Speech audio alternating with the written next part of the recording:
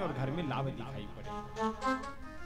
तापत्रय विनाशाय श्री कृष्णाय वयम नुमः।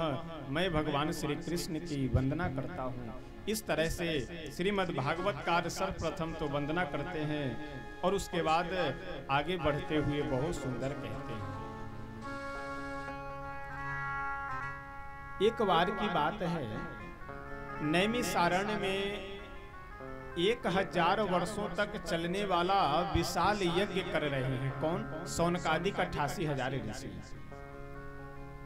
लेकिन उन सब के मन में लालसा यह है कि हम लोग जब यज्ञ से निवृत्त हो, यानी यज्ञ से हम लोगों को समय बचे, तो उस समय हम लोग भगवान की कथा सुने। लेकिन कोई ठीक से वक्ता नहीं मिल रहे थे, इसीलिए सब चिंतित थे। लेकिन भगवान की कृपा श्री सूत जी महाराज पहुंच गए। जैसे श्री सूत जी कौन है? श्री रोमहर्षण जी के पुत्र हैं और 18 पुराण, 6 शास्त्र, अन्य धर्म ग्रंथों के बड़े ही कुशल विद्वान हैं। जैसे सूत जी नैमिषारण्य में पहुंचे, 88,000 सौनकादिक ऋषि इन्हें व्यास गद्दी पे बिठा करके और बोले कि हे सूत जी महाराज, हमारी यह इच्छा है और हम सब की यह लालसा है कि आप हमें यही रह करके कथा श्रवण करावे। और श्रीमद् भागवतकार बहुत सुंदर कहते हैं कि सौनकादिक ऋषि सूत जी से कहते क्या है? यह घोरे कलौ प्रायो जीवश्चा सुरतां गतः क्लेशाक्रान्तस्य तस्यैव शोधने किं परायणम्।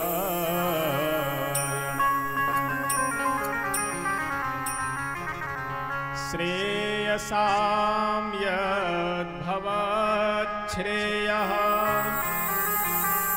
पावनानां च पावनम्। कृष्णप्राप्तिकरं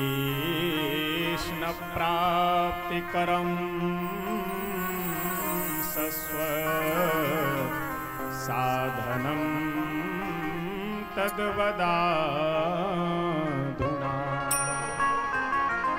श्री सौनकादिक ऋषि कहते हैं कि इह घोरे कलौ प्रायो जीवश्चा सुरतां गतः क्लेशाक्रान्तस्य तस्यैव शोधने किं परायणम्। इस कलयुग में मनुष्य सामान्यतः साधारणतः पाप अपराध की ओर ज्यादा अग्रसर रहता है। तो इससे बचने के लिए क्या उपाय है? यानी मनुष्य संसार से अपने मन को हटाकर, पाप अपराध से अपने मन को हटाकर भगवान में लगावे, इसके लिए सहज सरल उपाय क्या है? और आप हमें वह उपाय बतावे जो श्रेयसाम यद भवेत् श्रेयः पावना नाम च पावना। जो श्रेय यानी जो श्रेय को भी श्रेयस करने वाले हैं, जो पावन को भी पावन करने वाले हैं, और कृष्ण प्राप्ति करम सस्वत साधनम तद्वदाधुना। जिस साधन से भगवान श्री कृष्ण शीघ्र प्रसन्न हो जाते हो, वह साधन आप हमें बताइए। श्री सूत जी महाराज कहते हैं कि हे सौनकादिक ऋषि, ऐसे साधन तो केवल एक ही संसार में है, वह है श्रीमद् भागवत महापुराण की कथा। और यह श्रीमद् भागवत महापुराण कोई साधारण नहीं है। एक बार की बात है, जब श्री सुखदेव भगवान यह श्रीमद् भागवत की कथा परीक्षित को सुना रहे थे, तो उनके सामने देवता लोग आ गए। क्या लेकर के? रिश्वत लेकर के। और रिश्वत में क्या लाए? तो जिस अमृत के लिए बड़े बड़े ऋषि महर्षि साधक तपस्वी सब लालायित रहते हैं, उस अमृत को लेकर के देवता आए और बोले कि हे शुकाचार्य जी, यह अमृत आप अपने शिष्य परीक्षित को पिला दीजिए, और आप जो श्रीमद् भागवत रूपी अमृत इन्हें पिलाने जा रहे हैं, वह आप हमें सुना दीजिए। अब यहाँ विचारणीय विषय यह है कि अमृत सुखदेव जी महाराज से कह रहे हैं कि परीक्षित को पिला दिया जाए और कथा हम लोगों को सुना दीजिए। तो ये देवता लोग बैठ करके कथा सुन ले, इससे क्या बिगड़ना है? सुनने की ही तो बात है। लेकिन ध्यान दीजिएगा, यहाँ केवल सुनने की बात नहीं है, यहाँ संकल्प की बात है कि जो संकल्प करके आप श्री सुखदेव जी को कथा सुना रहे हैं, वही संकल्प कर करके हमें आप कथा सुना दीजिए।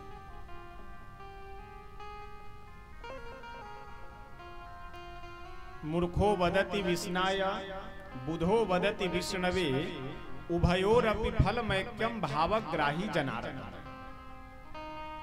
एक कोई मूर्ख व्यक्ति था, वह देखा कि पंडित जी आचार्य जी श्री रामाय नमः श्री कृष्णाय नमः बोल रहे हैं, तो अपने घर पे आकर के, वह विष्णु भगवान का भक्त था, तो देखा कि आचार्य जी रामाय नमः कृष्णाय नमः बोल रहे थे, तो यह अपने घर पे आकर के ओम विष्णाय नमः बोल दिया। लेकिन विष्णाय नमः यह शुद्ध नहीं है, विष्णवे नमः होना चाहिए। लेकिन यह वहां देखा कि आचार्य जी वही बोल रहे थे रामाय नमः कृष्णाय नमः वासुदेवाय नमः, तो घर पे आकर के ओम विष्णाय नमः बोल दिया। लेकिन यदि हमें ज्ञान है तो शब्दों का शुद्ध उच्चारण होना चाहिए। गलत यदि उच्चारण करेंगे तो फिर अपराध लगेगा। और यदि ज्ञान नहीं है, श्रद्धा भाव से हम उच्चारण कर रहे हैं, तो इसके पीछे फिर भगवान उसके अशुद्धि को भुला करके केवल भाव को ग्रहण करते हैं।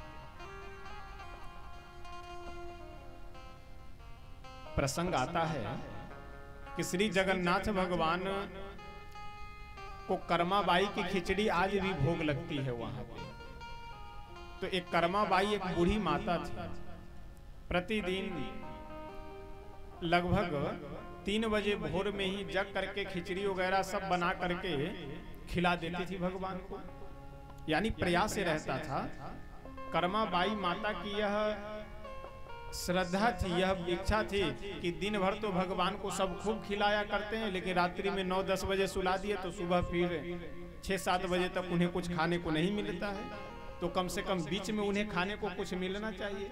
अब इस भाव से घर में तो कुछ और वस्तुएं थी नहीं, तो खिचड़ी ही बना करके भगवान को भोग लगाने लगी। और श्रद्धा भाव यह कि भगवान श्री जगन्नाथ आकर के खिचड़ी उस कर्माबाई का ग्रहण करते थे।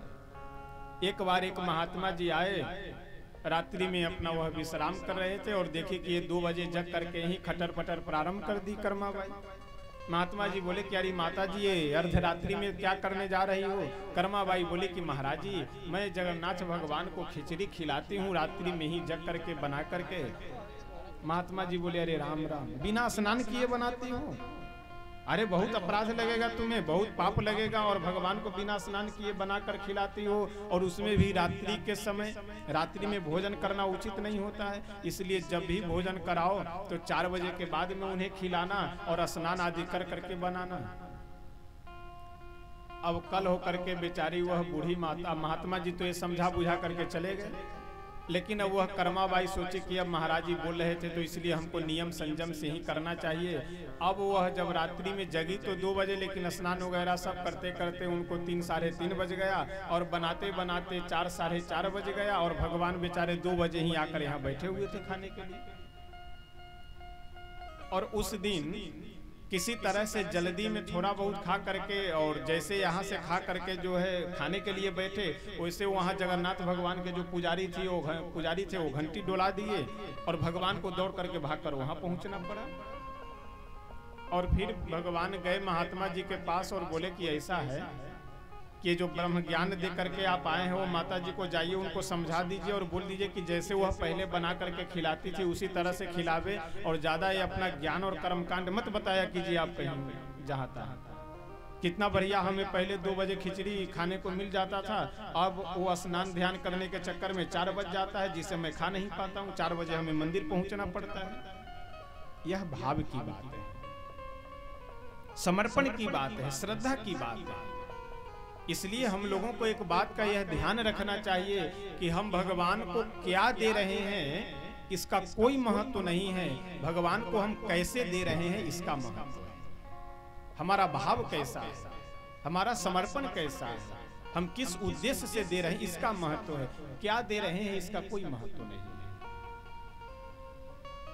तो संकल्प के साथ में देवताओं की इच्छा है कि हम श्रीमद् भागवत की कथा सुनें। श्री सुखदेव भगवान फटकार करके वहां से भगा देते हैं देवताओं को और कहते हैं कि कहाँ हीरा और कहाँ शीशे का टुकड़ा, तुम जो अमृत लेकर के आए हो वह शीशे का टुकड़ा है, और कहाँ यह श्रीमद् भागवत रूपी भगवान श्री नंद नंदन यशोदानंद वर्धन श्री कृष्ण चंद्र की कथा। इन दोनों की तुलना हो ही नहीं सकती है। समय अब समापन की ओर है, तो हम सब कल 5 बजे तक यहाँ उपस्थित होंगे। इस माइक साउंड आदि के माध्यम से, ध्वनि प्रसारण यंत्र के माध्यम से जितने भी भक्त मेरी आवाज़ को सुन रहे हों, आप सब कल से 5 बजे से यहाँ उपस्थित हो, ताकि समय से कथा प्रारंभ किया जाए और रात्रि में 9 बजे तक कथा विराम हो जाए, ताकि भोजन पानी करने वाले भी यहाँ से जा करके आराम से भोजन पानी कर सके। और मैं तो विशेष आग्रह यह करूँगा कि 7 दिनों तक भोजन आदि पे विशेष ध्यान न दे करके, भोजन करना है, ऐसा नहीं कि बंद कर देना है, भोजन करना है, लेकिन आधा 1 घंटे आगे पीछे में कोई समस्या नहीं, कोई दिक्कत नहीं। तो इसलिए भोजन की व्यवस्था को आधे 1 घंटे आगे पीछे कर करके, यदि प्रयास यह करे कि जो भी माताएं बहनें हैं जिनको भोजन बनाने की जिम्मेदारी है और आवश्यक है कि भोजन बनाना है, आप सब 5-6 बजे तक सब निपटा लीजिए। और वैसे हमारे जो मुख्य यजमान है श्री अंबिका सिंह जी, यह तो घर में अपने व्यवस्था कर दिए हैं हलवाई की, इसलिए घर के लोगों को तो विशेष यह लाभ लेना चाहिए कि जितना अधिक हो आप सेवा कीजिए, कथा सुनिए, यज्ञ मंडप की परिक्रमा कीजिए, यहाँ जो भी आवश्यकता हो उसको देखभाल जितना अधिक से अधिक ले सके यज्ञ का लाभ आप ले सकते हैं, क्योंकि घर की जिम्मेदारियों से मुक्त हैं आप सब।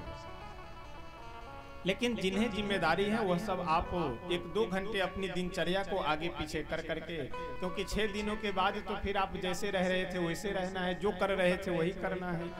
6 दिनों तक हम सब के सामने, आज तो 1 दिन समाप्त हो चुका है, 6 दिन और बचे हुए हैं, तो हम सब अपनी दिनचर्या को थोड़ा आगे पीछे कर करके अधिक से अधिक लाभ ले। और प्रथम दिवस की कथा स्वाभाविक 1-1.5 घंटे विलंब हो जाती है, लेकिन कल से पूरा प्रयास यह है कि समय से कथा प्रारंभ हो, समय से कथा विराम हो। श्री सुखदेव भगवान सभी देवताओं को वहां से भगा देते हैं, और कथा जब समापन होती है उसके बाद राजा परीक्षित को मोक्ष की जब प्राप्ति हुई, तो भागवतकार लिखते हुए बहुत सुंदर कहते हैं कि राज्ञो मोक्षम तथा वीक्ष्य पुराधाता विस्मितः सत्यलोके तुलां बद्ध्वा तोलयत् साधना।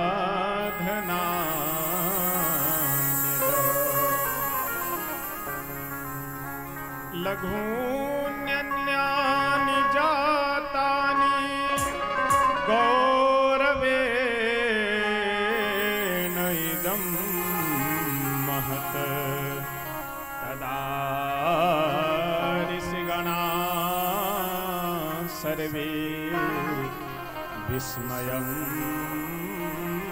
परमं ययुः। तदा ऋषिगणाः सर्वे विस्मयं परमं ययुः। ब्रह्मा जी जब परीक्षित को मोक्ष प्राप्त होते हुए देखे तो आश्चर्य में पड़ गए कि वाह, भागवत की इतनी महिमा। और जब अपने ब्रह्मलोक में तराजू के पलड़े पे एक तरफ श्रीमद् भागवत के पुण्य को रखते हैं और एक पलड़े पे संसार में जितने साधन हैं उनके पुण्यों को रखा गया, लेकिन आश्चर्य यह है कि श्रीमद् भागवत जी का जो पुण्य था वह नीचे पलड़ा दबा हुआ रहा, यानी भारी बना रहा। यह श्रीमद् भागवत जी की महिमा है। विशेष आगे का प्रसंग हम सब कल श्रवण करेंगे। अपनी वाणी को यहीं पे श्री राधा कृष्ण भगवान के चरणों में विराम देते हैं। और परम सौभाग्य की बात मैं अपने लिए मानता हूँ, आप सब तो यहीं के निवासी हैं, यहीं के रहने वाले हैं, कुछ लोग होंगे जो अलग से आए होंगे, कि यह जो क्षेत्र है श्री भृगु जी महाराज का क्षेत्र है। बीच में प्रसंग आएगा तो अभी तो 7 दिनों तक हम सब लोग प्रसंग श्रवण करेंगे, तो सारी बातें तो आज ही सुना पाना संभव नहीं, तो बीच में हम सब समय समय से चर्चा करते रहेंगे। कई यहाँ पे मेरे लिए संजोग अच्छा बना हुआ है, अच्छी बात है मेरे लिए विशेष करके। एक तो भृगु जी के क्षेत्र में कथा करने का सौभाग्य, दूसरा यह कि जिस गांव में यह आयोजन हो रहा है, इस गांव में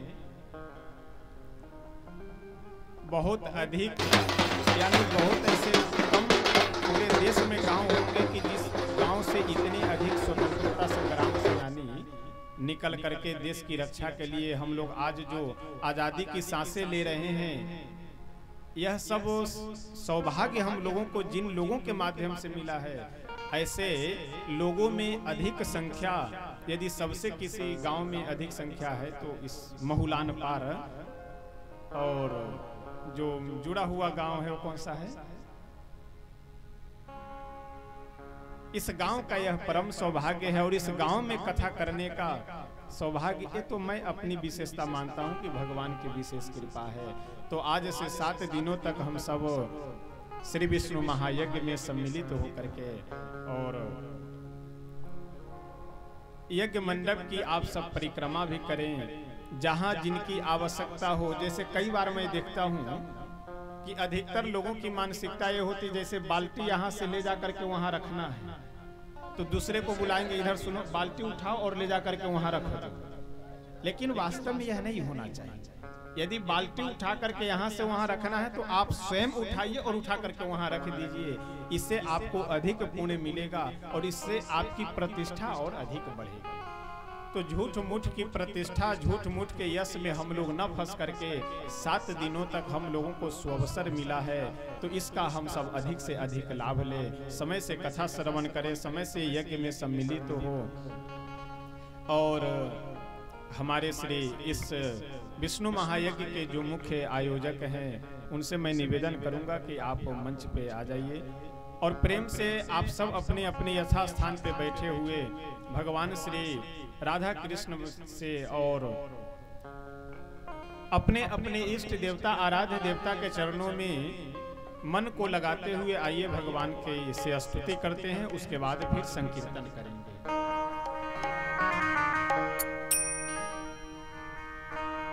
प्रेम से अपने अपने यथा स्थान पे बैठे हुए भगवान से स्तुति और संकीर्तन करते हैं और अपने वाणी को यहीं पे श्री राधा कृष्ण भगवान के चरणों में विराम देते हैं। आज प्रथम दिवस की कथा थी, लेकिन प्रथम दिवस में ही कलश यात्रा में अगर अजय सिंह जी हमारे सम्मिलित होते तब तो और अच्छा लगता, लेकिन अब इनका जीवन इतना व्यस्त है कि इतना समय निकाल करके आ गए, यही बहुत बड़ी इनकी श्रद्धा और इनका समर्पण है। और जो हो रहा है इसमें विशेष कहीं ना कहीं योगदान आपका भी है। और अभी चर्चा हो रही थी तो मैं बोला कि जब जब फोन से बात होती थी आपसे, तो तब तब आप एक बार आपका नाम अवश्य लेते थे कि अजय बाबू से बात हुई है तो इसी तरह से होना है, तो इसलिए चिंता की बात नहीं, हम लगे हुए हैं, वो भी लगे हैं। तो जहाँ सेवा, समर्पण, श्रद्धा अगर सबका एक साथ जुड़ा हुआ हो, देखिए जब मन मुटाव वाली स्थिति होती है तो वहाँ आनंद नहीं रह जाता है, और जब एक लगाव, एक समर्पण होता है तो वहाँ आनंद और अधिक बढ़ जाता है। यदि आनंद कम भी हो तो वह अधिक बढ़ जाता है। तो इसलिए आप सबके सहयोग से और आप सबके समर्पण से, सत प्रयास से यह आयोजन अपने सफलता की ओर आज से धीरे धीरे अग्रसर है। आइए हम सब प्रेम से स्तुति करते हैं। शरण में आए हैं हम तुम्हारे, दया करो हे दयालु भगवान। शरण में आए हम तुम्हारे, दया करो हे दयालु भगवान। शरण में आए तुम्हारे, दया करो हे दया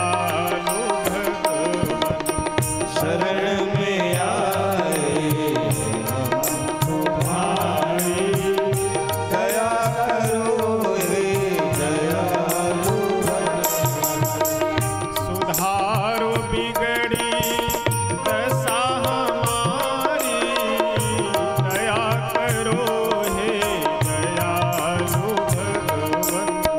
सुधारो बिगड़ी दशा हमारी, सभी लोग प्रेम से गाइए।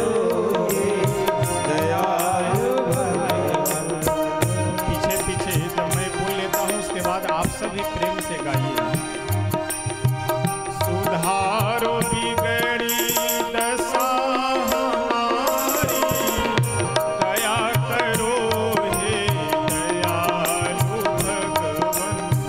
सुधारो बिगड़ी दशा हमारी, दया करो हे दयालु भगवन। शरण में आए तुम्हारी, दया करो हे दयालु भगवन। शरण में आए हम तुम्हारी, दया करो हे दयालु भगवन। भले जो हैं हम तो हैं तुम्हारे, बुरे जो हैं हम तो हैं तुम्हारे। भले जो हैं हम तो हैं तुम्हारे, बुरे जो हैं हम तो हैं तुम्हारे। भले जो हैं हम तो हैं तुम्हारे, बुरे जो हैं हम तो हैं तुम्हारे। भले जो हैं हम तो हैं तुम्हारे, बुरे जो हैं हम तो हैं तुम्हारे। तुम्हारे होकर हो हम तुम्हारी, दया करो हे दयालु भगवन। तुम्हारे होकर हो हम तुम्हारे, दया करो हे दयालु भगवन। ना हम में बल है ना हमें शक्ति, भरो हमारे में जान भक्ति। ना हमें बल है ना हमें शक्ति, भरो हमारे जीवन में शक्ति। तभी कहाओ तापहारी, दया करो हे दयालु भगवन। कभी कहाओ कि पाप हारी, दया करो हे दयालु भगवन। शरण में आए तुम्हारी, दया करो हे दयालु भगवन। शरण में आए हम तुम्हारे, दया करो हे दयालु भगवन। हरे राम राम राम सीताराम राम। हरे राम राम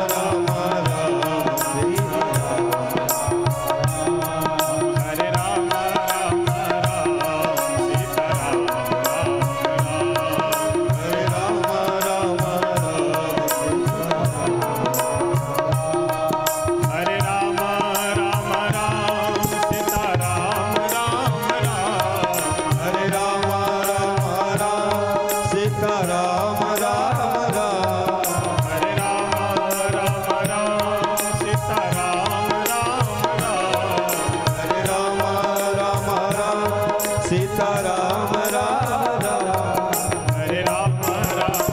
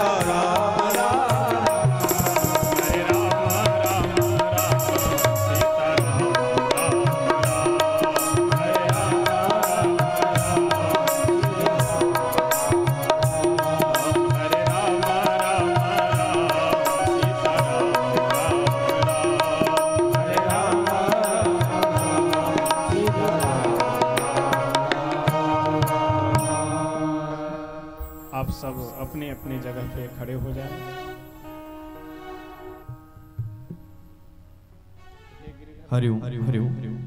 सभी भक्त अपने अपने स्थान पे खड़े होकर के प्रेम से आरती गान करते हुए प्रेम से आरती करेंगे भक्त। हरि ओम। आराधिक्यं प्राज्वल्य ज्वालामालिन्यै नमः। जले ज्वाला थले ज्वाला ज्वाला पर्वतमस्तके त्रैलोक्यव्यापिनी ज्वाला ज्वाला देवी नमोस्तुते। ओम अग्निर्ज्योतिर्ज्योतिरग्नेः स्वाहा सौर्ज्योतिर्ज्योतिः सौर्यः स्वाहा। अग्निर्परचो ज्योतिर्परचः स्वाहा सूर्यपरचो ज्योतिर्परचः स्वाहा।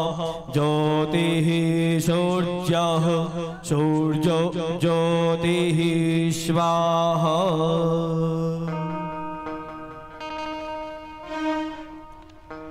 हे गिरिधर तेरे आरती गाऊं, बांके बिहारी तेरी आरती गाऊं।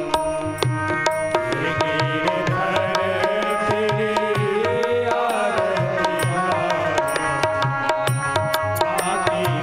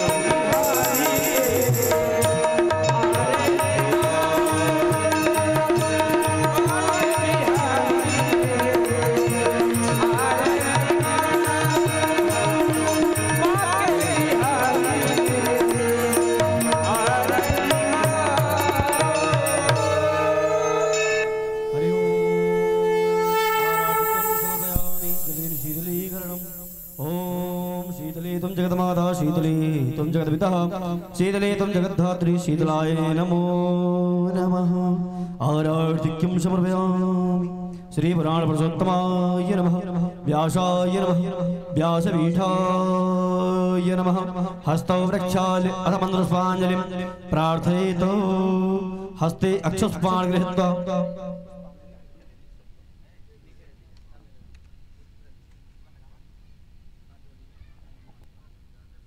हरि ओम ओम जदने राजन्यामाया जन्ता देवास्तानि धर्माणि प्रथमान्या सन्नादेहानाकं महिमानः सचन्त्रयरपूर्वे साध्याः शान्तिदेवाः।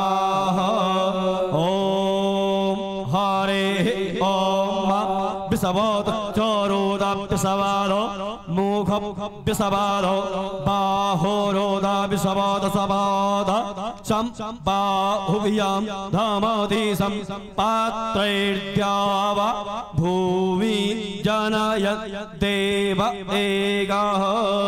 ॐ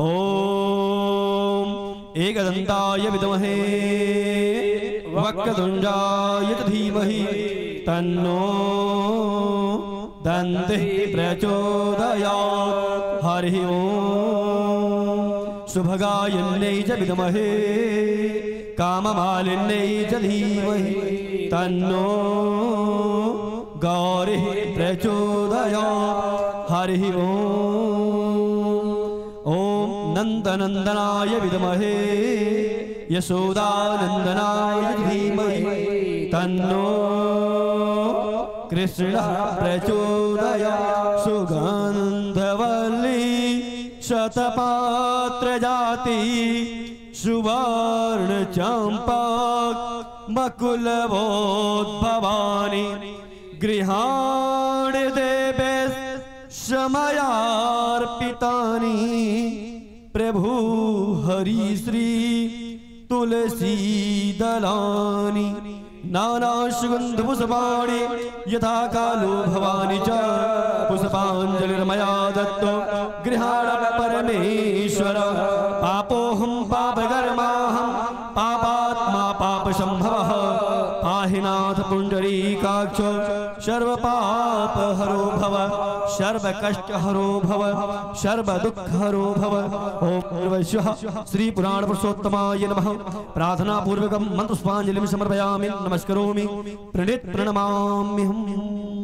बोले भागवत भगवान की जय। बोले भागवत भगवान की जय। श्री सुखदेव जी महाराज की जय। श्री परीक्षित जी महाराज की जय। संत समाज की जय। सत्य सनातन वैदिक धर्म की जय। सत्य सनातन वैदिक धर्म की जय। श्री महाराज जी की जय। श्री महाराज जी की जय। अयोध्या धाम की जय। मथुरा धाम की जय।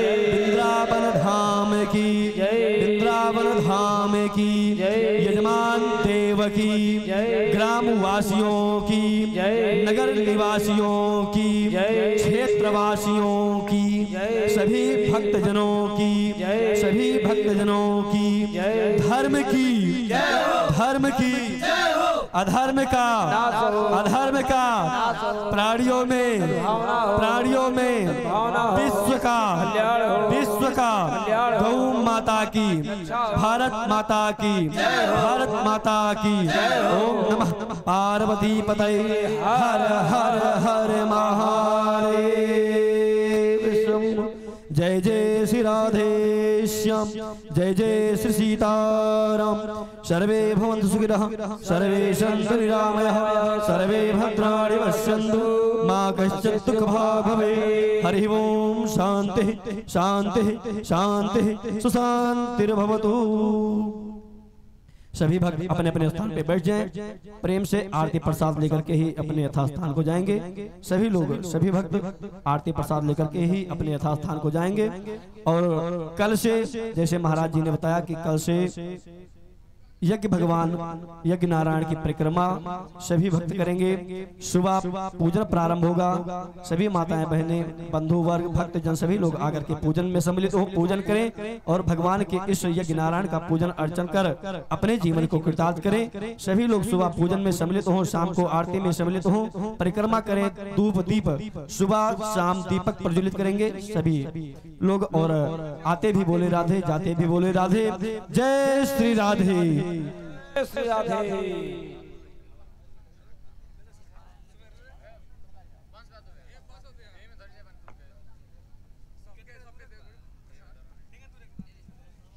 जय श्री राम। एक बार सभी लोग जोर से बोलेंगे, बोलिए श्री हनुमान जी महाराज की जय। बहुत बहुत धन्यवाद जो कि हम सभी लोग इस विष्णु महायज्ञ में तन मन धन से सहयोग देकर सुव्यवस्थित इसे आज प्रारंभ किए कलश यात्रा के माध्यम से। और आज की कथा विराम हो चुकी है, शेष 6 दिन और बचा हुआ है। जो भी भक्त यत्र तत्र बैठकर घर में श्रवण कर रहे हैं उनसे हम निवेदन करेंगे कि यह सौभाग्य फिर कब और कैसे कहां मिलेगा इसे कोई नहीं जानता है। इसलिए अमूल्य समय में से हम जानते हैं कि बहुत व्यस्तता है, इस समय सभी व्यक्ति को व्यस्त हैं, सभी लोग खेती किसानी का समय है, लेकिन उसी में से कुछ समय निकालकर इस विष्णु महायज्ञ में हम सभी लोग सम्मिलित हो ताकि यह जो आयोजन किया जा रहा है इसका लाभ हम सभी को अधिक से अधिक मिले। सभी लोग आरती प्रसाद लेकर ही अपने अपने घर को जाएंगे और नित्य प्रतिदिन यज्ञ मंडप की परिक्रमा हम सभी लोग जितना हो सके उतना करना चाहिए। और परिक्रमा कैसे करें इसके विषय में हम सभी लोग जैसा श्रवण किए हैं और हमारे आचार्य जी जो भी हमारे श्री अयोध्या धाम नैमिषारण्य मथुरा काशी आदि आदि तीर्थ से जो चलकर हमारे वैदिक विद्वान इसमें पहुंचे हैं, आप उनसे पूछकर जिस ढंग से जिस तरीके से आप सभी को मार्गदर्शित करें उस अनुसार परिक्रमा करें। और जो लोग इस यज्ञ में नहीं आ रहे हैं या इस कथा में नहीं आ रहे हैं उनसे आप सभी लोग निवेदन करें, उनको प्रेरित करें कि सन्मुख बैठकर कथा श्रवण करें। क्योंकि बहुत सुंदर किसी ने कहा है कि व्यास विष्णु का स्वरूप होता है। इस व्यास जी महाराज के सन्मुख बैठकर ही कथा श्रवण करें। और जो लोग देश विदेश आदि अनेक राज्य में विराजमान होकर इस यज्ञ का दर्शन लाभ प्राप्त करना चाहते हैं, आप सभी भक्त उसे बता दें। उन सभी भक्तों को सोशल मीडिया के प्लेटफॉर्म यूट्यूब चैनल पर यह सारी यज्ञ की जो भी झांकी है, जो भी कथा है, हम सभी को वहां पर दर्शन कराया जा रहा है। यूट्यूब पर सर्च करेंगे पुष्प टीवी, जिसका मीनिंग है PUSP स्पेस TV। आपको वह चैनल वहां पे उपलब्ध हो जाएगा। उस चैनल को सब्सक्राइब कर लीजिए, बेल आइकन बटन दबा लीजिए ताकि आगे जो भी वीडियो अपलोड हो आप तक आसानी से पहुंच सके। और जो लोग जो भी आपके नात रिश्तेदार इस यज्ञ का लाभ लेना चाहते हैं उनको आप बता दें कि यह यज्ञ सोशल मीडिया के यूट्यूब प्लेटफॉर्म पे लाइव हो रहा है, आप उसे वहां से देख सकते हैं, सुन सकते हैं।